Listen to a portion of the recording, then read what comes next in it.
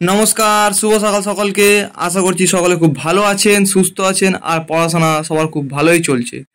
আর সারাদিন কীভাবে কাটছে, কি কি বই পড়ছি, কত ঘন্টা পড়ছি, আর 1600 মিটার রান কীভাবে কমপ্লিট করছি, আর মক কোথা থেকে গেছি সেগুলোই শেয়ার করবো তোমাদের সাথে।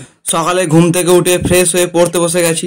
আর আজ কি কি বই পড়বো তার ছোট্ট একটা লিস্ট করে নিয়েছিলাম, আর এই লিস্ট মতো জিকে নিয়ে বসে গেছি। প্রথমে ইতিহাস নিয়ে দিনটা শুরু করব। আর আজ পড়ার টপিক হলো গান্ধীজি। বই ঘেঁটে আর পিআইকিউ ঘেঁটে আমি আমার মতো গান্ধীজির উপর একটা নোটস বানিয়েছিলাম, আর সেটাই খাতা থেকে পড়বো এখন। আর অনেকেই বলে বইয়ের মধ্যে সব কিছু আছে, তাও কেন খাতায় লিখে সময়টা নষ্ট করি আমি।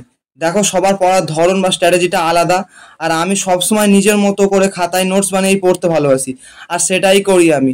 আর তাতে আমার পড়াটা ভালো মনে থাকে। আর তোমার কিভাবে পড়লে ভালো মনে থাকছে সেই মতো নিজের একটা স্ট্র্যাটেজি তৈরি করে নাও, আর সেটা ফলো করতে থাকো।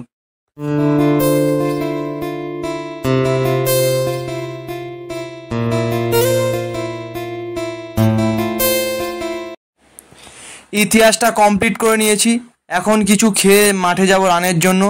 চলো মাঠে গিয়ে দেখা হচ্ছে সকলের সাথে। হ্যালো, আজকে আমি আর বন্ধু চলে এসেছি মাঠে।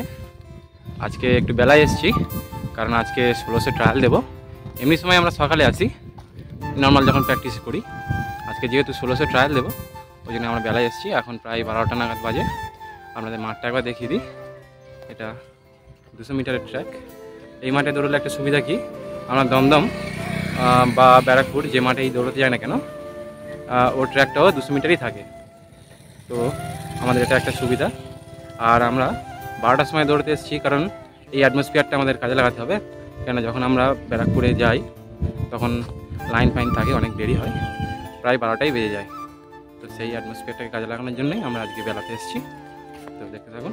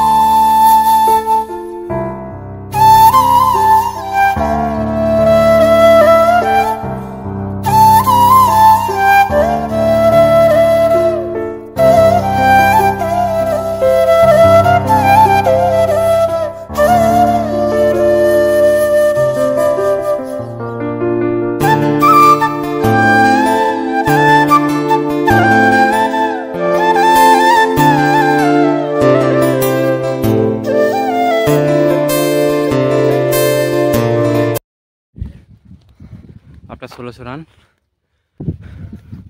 একটু হেঁটে নিচ্ছি, কষ্ট হচ্ছে। আমার এসছে 6:37, ওর এসছে 6:49। আরও আমাদের অনেক প্র্যাকটিস করতে হবে 6:30 আনার জন্য। দুপুরবেলা প্রচণ্ড কষ্ট হচ্ছে, সকালবেলা হলে ওটা হয়তো 6:30-এর মধ্যে চলে আসতো।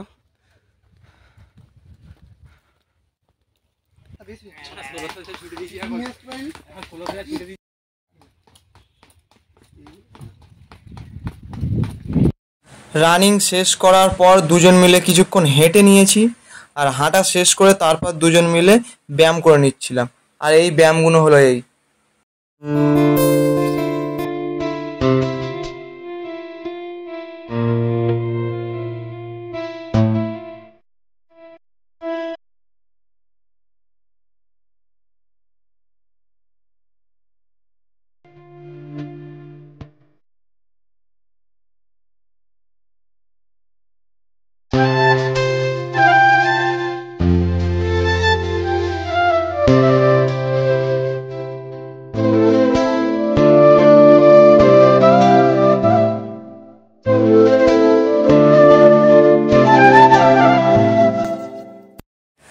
আর ব্যায়াম কমপ্লিট করে মাঠের পাশে মা কালীর মন্দির, তাই মাকে প্রণাম করে বাইরের দিকে রওনা দেব।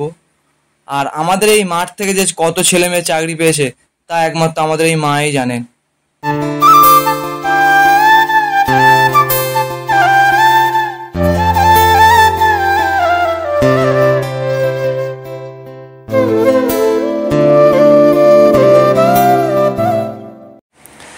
আর এখন বাড়ি এসে দুপুরে স্নান খাওয়া দাওয়া কমপ্লিট করে সময় এবং কার্য চ্যাপ্টারটা নিয়ে বসেছি। আর টাইম অ্যান্ড ওয়ার্কের এই চ্যাপ্টার করতে বেশ মজাই লাগে, কারণ কখন 10টা মানুষ কাজ করতে করতে হঠাৎ 3 দিন পরে 4 জন চলে যায়। এই 4 জনের পরে আবার 6টা বালক আসছে, কখনো কখনো 2টো মহিলা এসে যোগদান করছে। এই যে মানুষ আসছে যোগদান করছে আবার একসাথে কাজ করছে, তাই চ্যাপ্টার বেশ মজা করে করতে ভালো লাগে।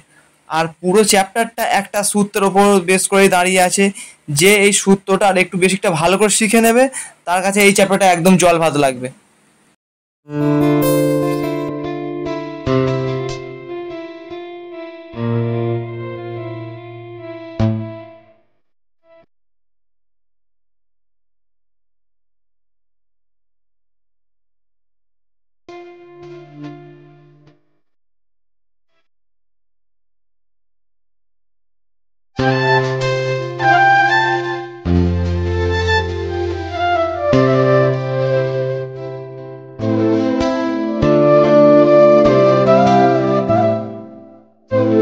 অঙ্কটা শেষ করার পর এখন ডাব্লিউবির 85 নম্বরে মক টেস্ট দেবো বলে বসেছি।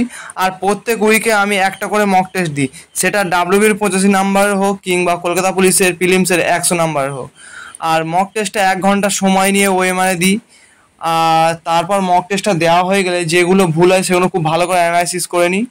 আর মকটা অ্যানালাইসিস করার পর আজ একটু ইংলিশটা নিয়ে বসবো। ইংলিশটা আমি সাধারণত এসপি বক্সি থেকেই করি, তবে আজ ক্র্যাক পুলিশ সার্ভিস থেকে করব, তাই ভোকাবের পার্ট থেকে কিছু কিছু জিনিস দেখে নিচ্ছিলাম।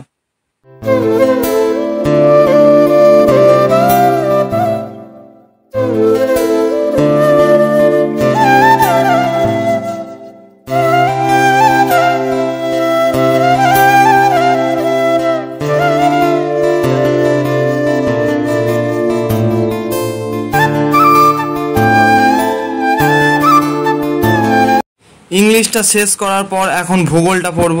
আর আজ ভূগোলের টপিক হলো ভারতের সড়ক পরিবহন ও যোগাযোগ ব্যবস্থা। ভূগোলের মধ্যে এটা একটা খুব গুরুত্বপূর্ণ চ্যাপ্টার। এখান থেকে যে কোনো পরীক্ষায় কোশ্চেন আসে, সে ডাব্লিউপি হোক কিংবা পিএসসি হোক বা এসএসসি যে কোনো এক্সাম, তাই এই চ্যাপ্টারটা বাদ দিলে হবে না, খুব ভালো করে পড়তে হবে।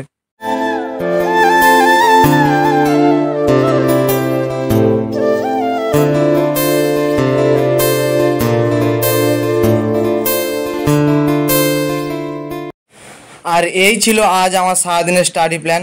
তোমরাও খুব ভালো করে পড়তে থাকো। আর আজ এই পর্যন্ত, চলো সকলকে টাটা।